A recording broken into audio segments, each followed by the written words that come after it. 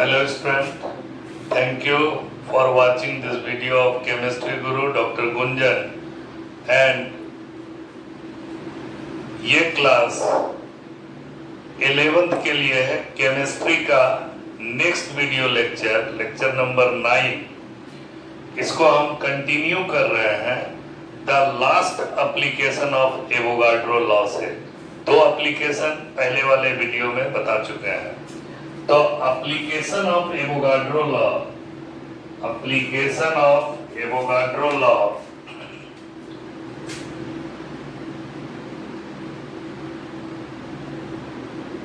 application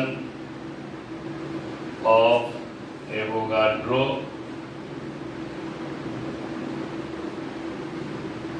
laws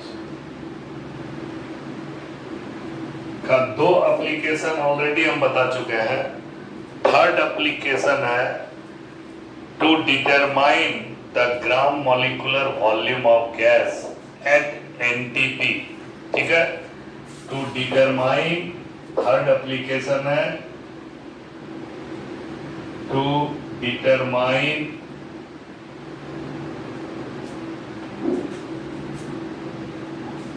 the gram molecular volume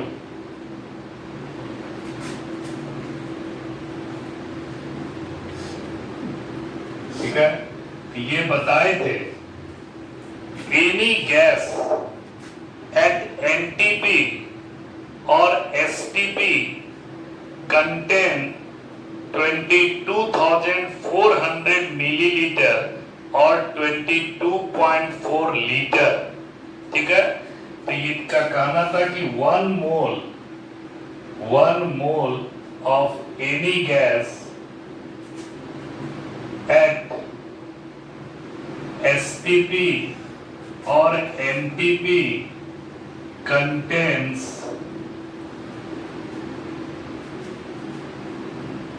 22.4 liter or 22,400 milliliter।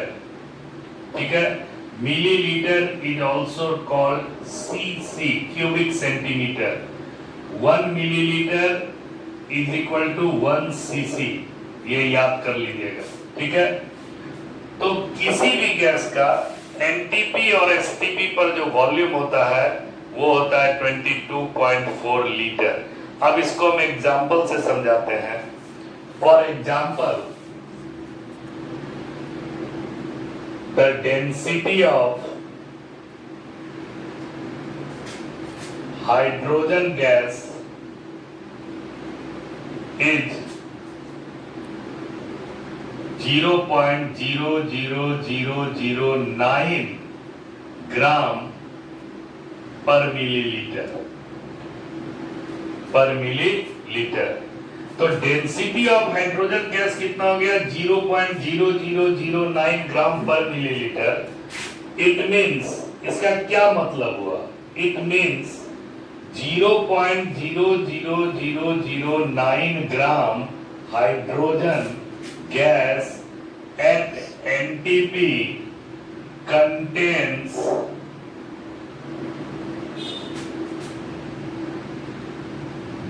1 milliliter. We are at NTP occupy the volume 1 milliliter। ठीक है, therefore 1 gram hydrogen gas कितना occupy करेगा?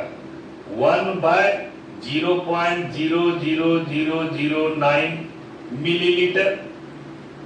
Therefore 1 mole of hydrogen gas occupy 1 by 0.00009 into 2.016 because the atomic mass of hydrogen is 1.008 and the molecular formula of hydrogen is H2. So 1.0008 is multiplied by 2 therefore molecular mass of hydrogen is 2. Molecular mass is equal to 2.016, means 1 mole of hydrogen gas का मास कितना होगा 2.016। तो इतना कितना करेगा, तो इसको हम लोग अगर डिवाइड कर देते हैं 2.016 डिवाइडेड बाय 0.00009, ये आ जाएगा 22,400 मिलीलीटर। और इसी से एवोगाड्रो ये कंक्लूजन निकाला कि 1 mole of any gas at STP और एनटीपी कंटेन 22.4 लीटर और 22,400 मिलीलीटर। तो ये बात आप रख भी सकते हैं, लेकिन how calculate the molar volume? Molar volume is calculated by the Avogadro, and this molar volume is examined in hydrogen molecule, hydrogen gas at NTP, और ये वॉल्यूम आया कितना 22,400 मिलीलीटर, और 22,400 millilitre equals to 22.4 litre, because it is divided by 1000। Millilitre को litre में बदलने के लिए 1000 से हम लोग डिवाइड कर देंगे। तो अब आप कंक्लूजन निकाल लीजिए, 1 mole of any gas at STP और एनटीपी कंटेन 22.4 लीटर और 22,400 मिलीलीटर। अगर आप बुक पढ़िएगा, राइटर का बुक अगर बदल बदल के पढ़िएगा, तो मोलर वॉल्यूम किसी बुक में लिखा होगा molar volume of gas eight STP, ये होता है 22.4 लीटर। इसको बहुत इंपॉर्टेंट क्वेश्चन मार्क करके चलिए, 22.4 litre. But molar volume of gas at NTP, ये हो सकता है 22.7 लीटर। ये आपको किसी बुक में ये भी मिलेगा। तो उस समय आप कहिएगा कि सर हमको बताए थे 22.4 लीटर और अभी सर हमको बता रहे हैं 22.7 लीटर। तो 22.4 लीटर और 22.7 लीटर एसटीपी पे अगर कोई बोल रहा है तो 22.4 लीटर होगा, लेकिन एनटीपी पर अगर कोई बोल रहा है तब हो सकता है 22.7 लीटर। ऐसा क्यों हुआ कि एसटीपी पर जो हम लोग कंडीशन लेते हैं, ये standard temperature and pressure,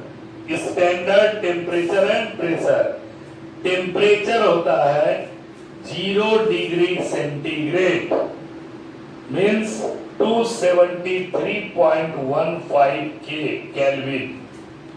pressure होता है 100 किलो पास्कल और 1 बार।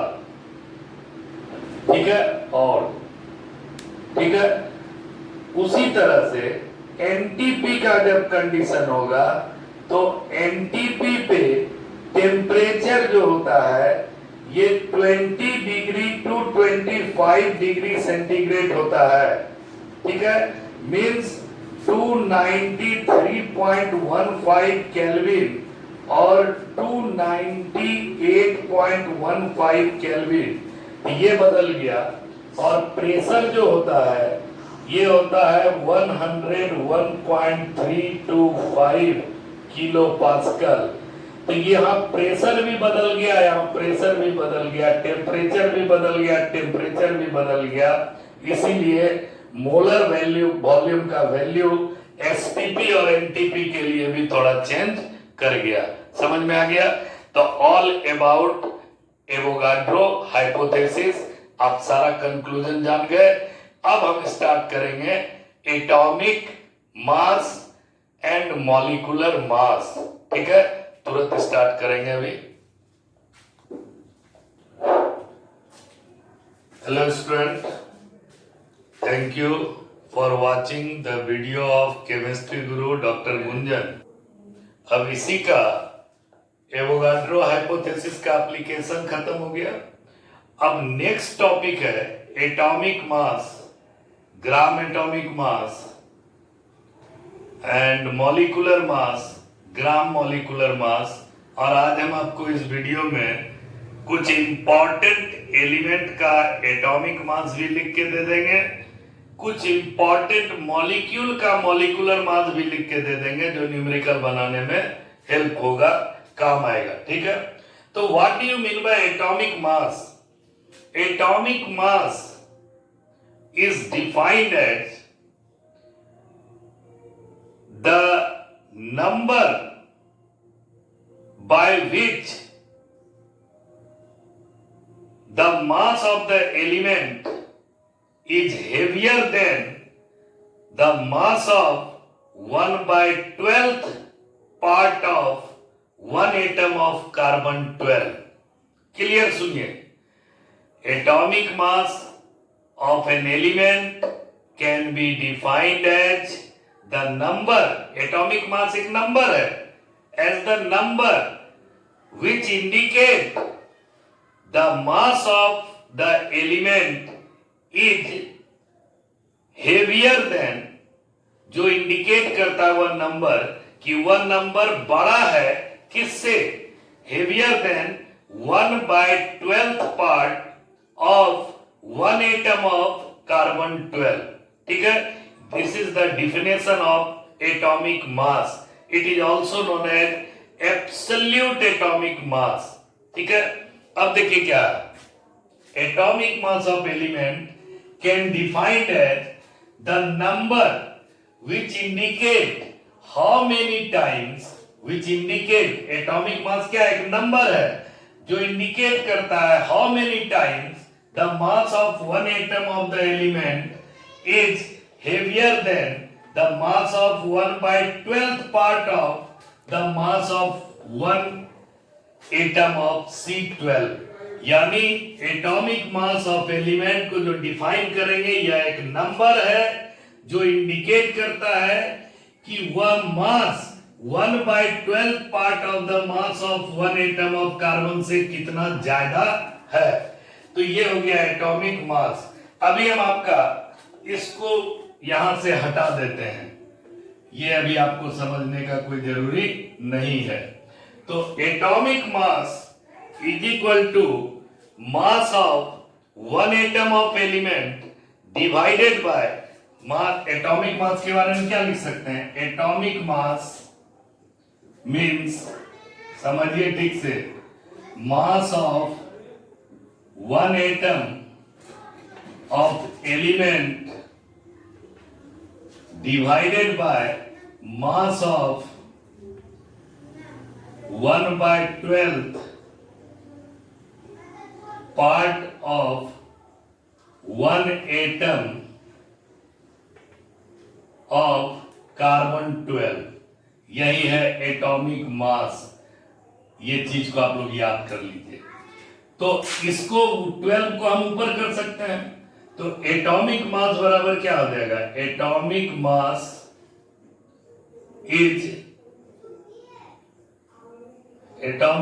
Is equal to mass of one atom of element divided by mass of one atom of C12 into 12। ये 12 ऊपर चला गया, तो ये हो गया एटॉमिक मास का डिफिनेशन। ठीक है, अब एटॉमिक मास को जो निकालते हैं वो मास स्पेक्ट्रोमीटर से निकालते हैं। Atomic masses is calculated by an instrument called mass spectrometer. Atomic mass is calculated by an instrument called mass spectrometer, mass spectrometer, ठीक है। ये मास स्पेक्ट्रोमीटर का खोज किसने किया था? Invented by Aston, invented by Aston. इस मास स्पेक्ट्रोमीटर को किसने खोजा? ऑस्टन। तो पहले शुरू में एटॉमिक मास के लिए स्टैंडर्ड बनाया गया हाइड्रोजन को। हाइड्रोजन का मास होता है 1.008 और ये कहां से आया? तो मास स्पेक्ट्रोमीटर से कैलकुलेट किया गया, ठीक है। इसके अंदर जब कोई भी एलिमेंट को डालते हैं तो उसका पार्टिकल फ्रैक्शनलाइज होकर के अलग अलग हो जाता है और सबका मास मेजर्ड करके वो एक कैलकुलेटेड वैल्यू को हम लोग निकालते हैं। तो इस तरह से मास स्पेक्ट्रोमीटर हाइड्रोजन का एटॉमिक मास कितना बताया? 1.008 AMU, AMU, ठीक है। नेक्स्ट ऑक्सीजन, ऑक्सीजन का आया 15.9895 AMU, ठीक है। तो हाइड्रोजन पहले स्टैंडर्ड था किसी भी एलिमेंट के एटॉमिक मास को कंपेयर करने के लिए। फिर हम लोग ऑक्सीजन को लाए और लास्ट में करते करते कार्बन एक ऐसा एलिमेंट मिला जिसका एटॉमिक मास एग्जैक्ट 12 AMU निकला, यानी इसका मास फ्रैक्शन में नहीं निकला। जब इसका मास, इसका भी 0.008 चला गया, 15.9895 अप्रोक्सीमेटली हम लोग 16 मान रहे हैं, लेकिन यह भी फ्रैक्शन में है। लेकिन जब उसी इंस्ट्रूमेंट से कार्बन का एटॉमिक मास निकला तो कार्बन का एग्जैक्ट एटॉमिक मास 12 AMU आया। इसीलिए साइंटिस्ट यानी ऑस्टन वो जो किए कि अब एटॉमिक मास के लिए स्टैंडर्ड बना दिए 1/12 पार्ट ऑफ C12। तो C12 यहां पर लिखते हैं, C12 is standard as, standard कब बना था? 1961 में। Standard as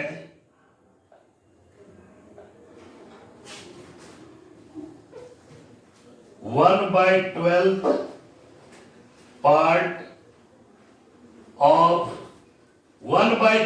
part of C12 is standard at expressing the atomic mass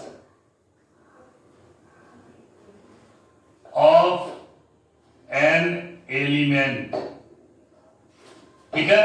ये 1961 में जब कार्बन का उसी मास स्पेक्ट्रोमीटर से एग्जैक्ट एटॉमिक मास 12 AMU निकला, तो 1/12 पार्ट ऑफ C12 को हम लोग AMU कहते हैं। 1/12 part of 1 atom of carbon 12 is called AMU। And AMU का मतलब हुआ यूनिफाइड मास, यूनिट मास। तो इसको रिप्लेस कर दिए U से। U stand for unified mass, unified mass, ठीक है। 1 AMU बराबर 1 AMU, इसको नोट कर लीजिए। 1 AMU इज इक्वल टू, या 1U इज इक्वल टू, इसको 1U भी लिख सकते हैं, 1.66 इंटू 10 टू दी पावर -24 ग्राम। ये आप याद कर लीजिए बहुत अच्छे तरीका से। 1 AMU इज इक्वल टू और 1U is equal to 1.66 into 10 to the power 24 gram और 1.66 into 10 to the power -27 kg। ये याद कर लीजिए, ठीक है। तो ये हो गया आपका एटॉमिक मास। एक मिनट, एटॉमिक मास के बारे में आपको कोई कंफ्यूजन है तो हमको कमेंट बॉक्स में कमेंट कीजिएगा, तब आपको इसका पूरा क्लियर जवाब देंगे। तो मास स्पेक्ट्रोमीटर में पहले स्टैंडर्ड था हाइड्रोजन, फिर स्टैंडर्ड बना ऑक्सीजन। चूंकि सबका मास फ्रैक्शन में आ रहा था, इसीलिए लास्ट में स्टैंडर्ड बना दिया 1/12 पार्ट ऑफ C12 को। 1/12 part of C12 is called AMU। AMU means unified mass, ठीक है, जो कि डिफिनेशन में लिखे हैं, atomic mass of an element can defined as the number which indicate how many times the mass of one atom of the element is heavier than the mass of 1/12 part of the mass of one atom of C12। ठीक है, सबसे पहले मास spectrometer पर काम किए थे Aston, इसीलिए mass spectrometer was invented by Aston. ठीक है, इसी मास स्पेक्ट्रोमीटर से एटॉमिक मास ऑफ सोडियम निकला था कितना, 22.89, इसको अप्रोक्सीमेटली 23 मान लिए। ठीक है, तो इस तरह से आप एटॉमिक मास समझ गए। अब इसके बाद इसका नेक्स्ट टॉपिक, तो आप देखिए एटॉमिक मास के बारे में पूरा कंसेप्ट हो गया। अब नेक्स्ट है what do you mean bye gram atomic mass और ग्राम एटम। ग्राम एटॉमिक मास और ग्राम एटम मींस मोल। एक मोल का क्या मास होगा, तो ग्राम एटॉमिक मास का मतलब हो गया mass of 6.022 into 10 to the power 23 particles of element. कोई भी एटम का 6.022 into 10 to the power 23 particles का जो मास होगा, that mass is called gram atomic mass और gram atom, and it is equal to 1 mole. For example, mass of one oxygen atom is 16 AMU. Atomic mass is expressed in unified unit. Unified unit means atomic mass unit. It is also denoted by U. AMU or 16U. Okay. So mass of one oxygen atom is 16 AMU and 1 AMU is equal to 1.66 into 10 to the power 20 minus 24 ग्राम। तो 16 AMU बराबर कितना ग्राम होगा, 16 into 1.66 into 10 to the power minus 24 gram. This is the weight of one oxygen atom, but the mass of 6.022 into 10 to the power 23 atoms of oxygen, this multiplied by 6.022 into 10 to the power 23, and it is approximately equal to 16 gram, and 16 gram is called gram atomic mass of oxygen। तो ग्राम atomic mass के बारे में क्या बोले, gram atomic mass is defined as the absolute mass in gram of 6.022 into 10 to the power 23 atoms of any element। ये हो गया आपका gram atomic mass. Dear student, you remembering the atomic mass of some important element, और जितना element का atomic mass हम लिख दिए हैं इसको याद कर लोगे तो जिंदगी में कभी कोई न्यूमेरिकल में मोल कंसेप्ट में दिक्कत नहीं होगा।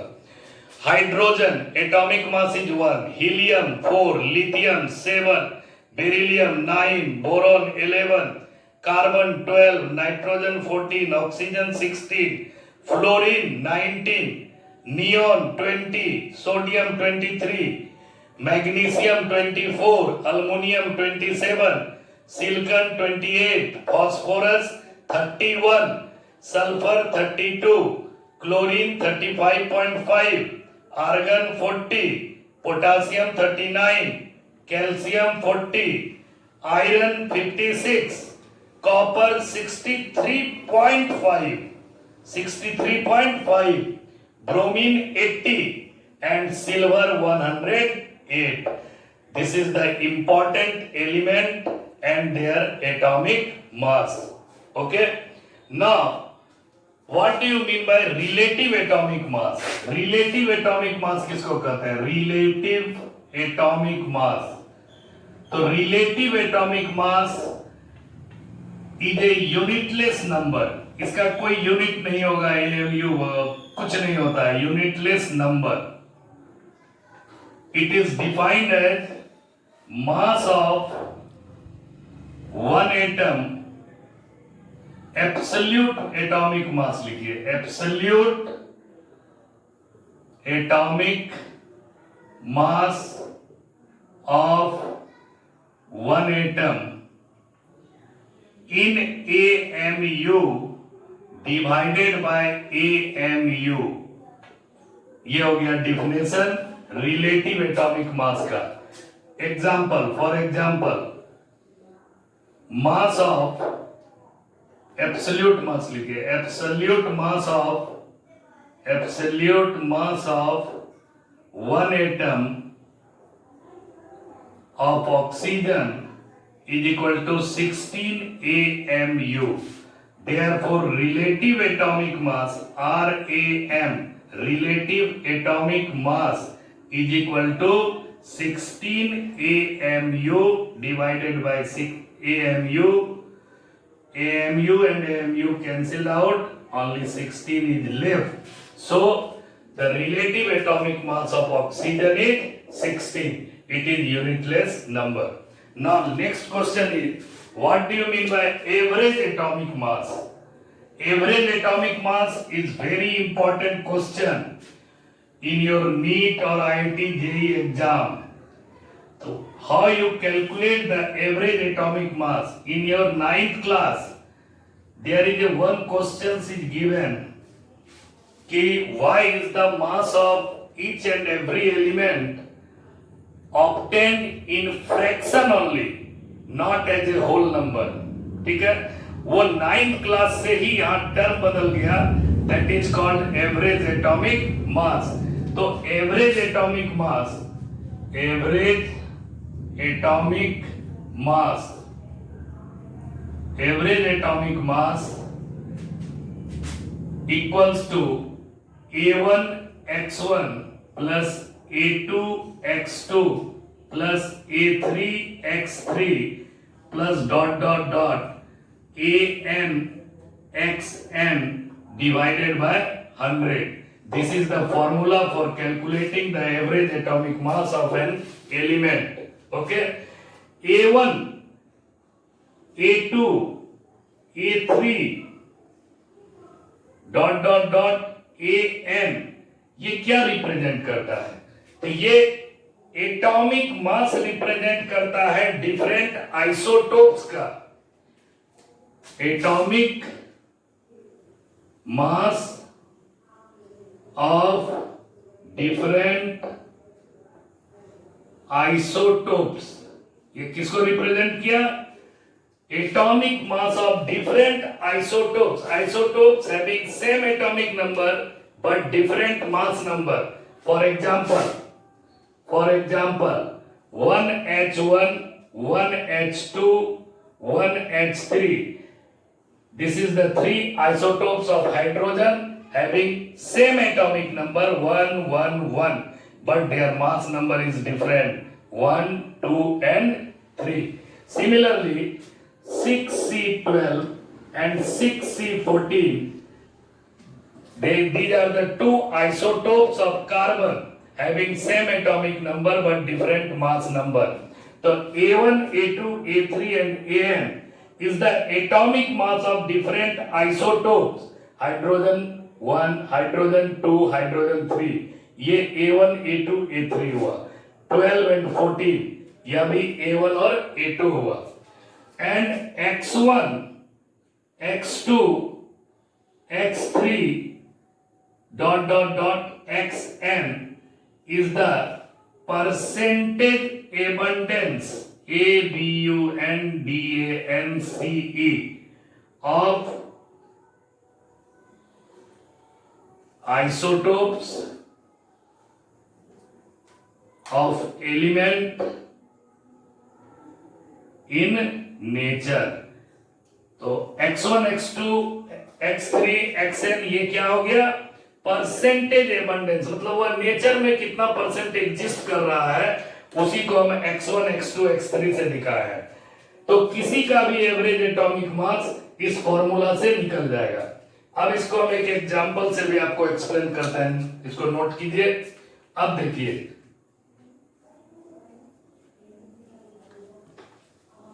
एग्जांपल, अब इसको एक एग्जांपल से आपको कैलकुलेट करके बता देते हैं।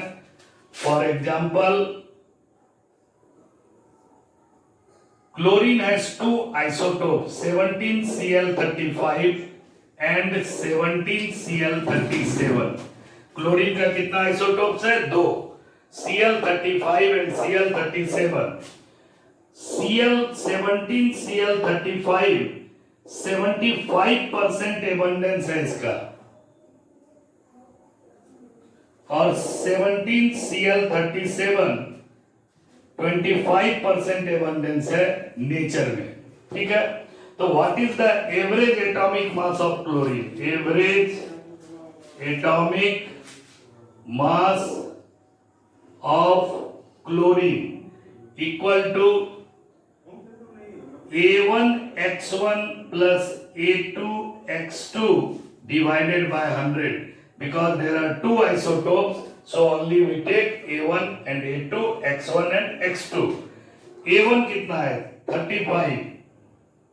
35 इंटू परसेंटेज एबंडेंस कितना है? 75 प्लस A2 कितना है? 37 इंटू परसेंटेज है 25 divided by 100, and this is equal to 35.5। So average atomic mass of chlorine is 35.5. Now, in last, what do you mean by molecular mass? Molecular mass किसको कहते हैं? तो molecular mass is the sum of atomic mass of all the element which is present in the molecule। तो molecular mass का definition note कीजिए। It is the sum of atomic masses of all the element present in the molecule। molecular mass, molecular mass, molecular mass का मतलब it is the sum of atomic masses